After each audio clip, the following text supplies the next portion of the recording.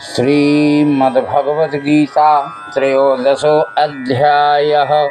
अर्जुन उवाच प्रकृतिं पुरुषं चैव क्षेत्रं क्षेत्रज्ञमेव च एतद्वेतुमिच्छामि ज्ञानं ज्ञायञ्च केशव। अर्जुन ने कहा, हे केशव, मैं प्रकृति, पुरुष, क्षेत्र, क्षेत्रज्ञ, ज्ञान और ज्ञेय इन सब को जानने की इच्छा करता हूँ। श्री भगवान उवाच इदं शरीरं कौन्तेय क्षेत्रम् इत्यभिधीयते एतद्यो वेति तं प्राहो क्षेत्रज्ञ इति तद्वितः।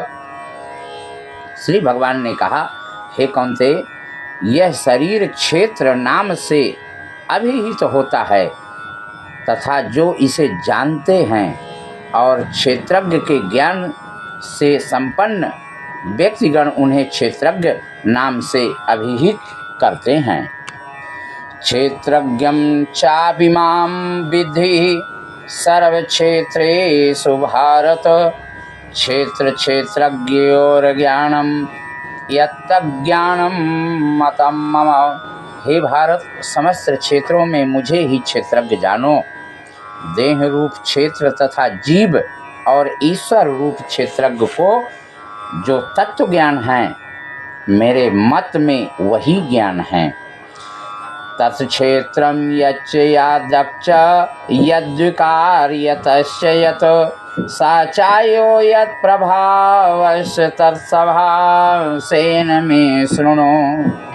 वह क्षेत्र क्या है, वह कैसा है, जिसका विकार कैसा है, वह किस प्रयोजन से, किससे उत्पन्न हुआ है, एवं वह क्षेत्रज्ञ जैसा स्वरूप वाला तथा प्रभाव वाला है, यह सब मुझसे संक्षेप में सुनिए। ऋषिभिः बहुधा गीतं छन्दोभिर्विविधैः पृथक् ब्रह्मसूत्रपदैश्चैव हेतुमद्भिर्विनिश्चितैः। वह तत्व ऋषियों के द्वारा अनेक प्रकार से वर्णित हुआ है, विविध वेद वाक्यों द्वारा पृथक पृथक रूप से कीर्तित हुआ है एवं युक्त पूर्ण निश्चित सिद्धांत युक्त वाक्यों में ब्रह्मसूत्र के पदों द्वारा भी कीर्तित हुआ है। महाभूतानंकारो बुद्धिरव्यक्तमेव च इंद्रियाणि तदैकञ्च पञ्चजेन्द्रियगोचरः इच्छा द्वेषा सुखं सुखं संघातश्चेतना धृतिः यतक्षेत्रं समासेन सविकारमुदाहृतम्। पांच महाभूत अहंकार, बुद्धि, प्रकृति, एकादश इंद्रियां, शब्द स्पर्शादि पांच इंद्रियों के विषय, इच्छा, द्वेष, सुख, दुख, शरीर, ज्ञान और धैर्य, इन विकारों के साथ संक्षेप में क्षेत्र के विषय में कहा गया है। अमानित्यं दम्भित्वम् अहिंसां क्षान्तिरार्जवम् आचार्योपासनं शौचम् अस्थैर्मात्मनिग्रह इन्द्रियार्थेषु वैराग्यमनहङ्कारैव च जन्म मृत्यु जरा व्याधि दुख दोषानुदर्शनम् असक्तिर्नभिस्वङ्ग पुत्रदारगृहादिषु नित्यं च समिचित्तत्वनिष्ठोपपत्तिषु मयि चानन्ययोगेन भक्तिरव्यभिचारिणी विभक्तिदेशसे मित्रमरतजिर्तिर्जनं संसदि अध्यात्मज्ञानतनित्यत्वं तत्त्वज्ञानार्थदर्शनम् एतज्ज्ञानमिति प्रोक्तं ज्ञानं यदतो अन्यथा। मान शून्यता, दंभहीनता, अहिंसा, क्षमा, सरलता, सद्गुरु की सेवा, अंदर बाहर की पवित्रता, चित्त की स्थिरता, देह इंद्रियों का संयम, जन्म मृत्यु जरा व्याधि दुख, वे इनके विपरीत हैं, वे अज्ञान हैं। ज्ञेयम् एतत् प्रवक्ष्यामि यज्ञान्त्वामृतम् अश्नुते अनादिमत् परं ब्रह्मणा सन्तना सदुच्यते। सर्वतः पाणिपदं तत्सर्वतो अक्षिशिरोमुखं सर्वतः श्रुतिमल्लोके सर्वमावृत्य तिष्ठति। वह ब्रह्म सर्वत्र हाथ पैर चक्षु मस्तक मुख और कान वाला है तथा जगत में सभी वस्तुओं को प्राप्त कर स्थिति है। सर्वेन्द्रिय गुणाभासं सर्वेन्द्रिय विवर्जितं असक्तं सर्वभृच्चैव निर्गुणं गुणभोक्तृ। वह गे वस्तु सभी इंद्रियों एवं गुणों का प्रकाशक है किंतु स्वयं प्रकृति इंद्रियों से रहित है। वह अनासक्त होकर भी सबका पालक, प्रकृति गुण रहित होने पे भी ऐश्वर्य गुणों का भोक्ता है। बहिरन्तश्च भूतानामाचरं चरमेव च सूक्ष्मत्वात् तत्त्वविज्ञेयं दूरस्थं चान्तिके चेतत।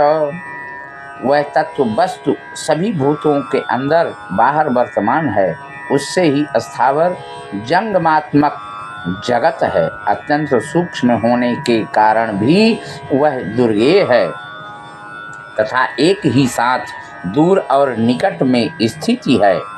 अविभक्तं च भूतेषु विभक्तमिव च स्थितं भूतभर्तं चैतन्ये ग्रसष्णु प्रभविष्णु च। वह वस्तु अविभक्त यानी अखंड होकर भी सभी भूतों में विभक्ति की भांति व्यवस्थित है। तुम उसे सभी भूतों का पालक, संहारक और सृष्टिकर्ता जानो।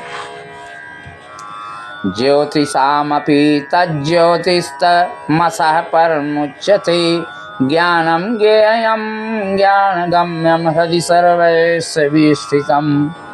हे अर्जुन, वह सभी ज्योतिर्मय वस्तुओं का भी प्रकाशक है। वह अज्ञान है, अतीत है और वह ज्ञान गम्य तथा सबके हृदय में अधिष्ठित है। इति क्षेत्रं तथा ज्ञानं ज्ञाया चोक्तं समासतः मद्भक्तः एतद्विज्ञाय मद्भावायोपपद्यते। इस प्रकार क्षेत्र, ज्ञान और ज्ञेय संक्षेप में कहे गए हैं। मेरे भक्त इन सब से अवगत होकर प्रेमा भक्ति प्राप्त करने के योग्य होते रहते हैं। प्रकृतिं पुरुषं च विविद्य नारी उभावपि विकारांश गुणाश्चैव विद्धि प्रकृति संभवान। प्रकृति और पुरुष दोनों को ही अनादि जानो एवं विकार समूह और गुण समूह को प्रकृति से ही उत्पन्न जानो। कार्य करण कर्तृत्वे हेतुं प्रकृतिरुच्यते पुरुषः सुख दुखानां भोक्तृत्वे हेतुरुच्यते। जड़ीय कार्य और कारण के कर्तव्य के विषय में प्रकृति को कहा जाता है तथा जड़ीय जड़ दुख आदि के भोक्तृत्व के विषय में पुरुष अर्थात बद्ध जीव को ही हेतु कहा जाता है। पुरुषः प्रकृति स्थितो ही भोक्ते प्रकृति जान गुणान कारणं गुण संज्ञो अस्य सद्यो निज जन्मसु। प्रकृति में अव्यवस्थित होकर ही पुरुष प्रकृति से उत्पन्न विषय समूह का भोग करता है तथा प्रकृति के गुणों का संग ही सत असत योनियों में इस पुरुष के जन्म का कारण बनता है। उपद्रष्टानुमत्ता च भर्ता भोक्ता महेश्वरः परमात्मेति चाप्युक्तो देहे अस्मिन् पुरुषः परः। इस देह में जीवात्मा से भिन्न पुरुष साक्षी अनुमोदनकारी है। धारक, पालक, महेश्वर और परमात्मा इत्यादि भी कहे जाते हैं। या एवं वेत्ति पुरुषं प्रकृतिं च गुणैः सह सर्वथा वर्धमानो विनशा भूयो विजायते। जो इस प्रणाली से पुरुष तत्व, सगुण माया और जीव तत्व से अवगत होते हैं वे जड़ जगत में अवस्थान करने पर भी पुनर्जन्म प्राप्त नहीं करते हैं। ध्यानेन आत्मनि पश्यन्ति केचिदात्मानमात्मना अन्ये सांख्येन योगेन कर्म योगेन च परे। भक्तगण भगवत चिंता द्वारा स्वयं ही हृदय में परम पुरुष का दर्शन करते हैं। ज्ञानी गण सांख्य योग द्वारा, योगी गण अष्टांग योग द्वारा एवं कोई कोई निष्काम कर्म योग द्वारा भी उनके दर्शन की चेष्टा करते हैं। अन्ये त्वैवं जानन्त श्रुत्वान्ये अभ्युपासते ते अपि चातितरन्ते मृत्युं श्रुतिपरायणः। किंतु कुछ अन्य लोग इस प्रकार तत्व को न जानकर अन्य आचार्यों के निकट उपदेश श्रवण कर उपासना करते हैं। वे भी श्रवण निष्ठ होकर क्रमशः मृत्यु रूप संसार का अवश्य अतिक्रमण करते हैं।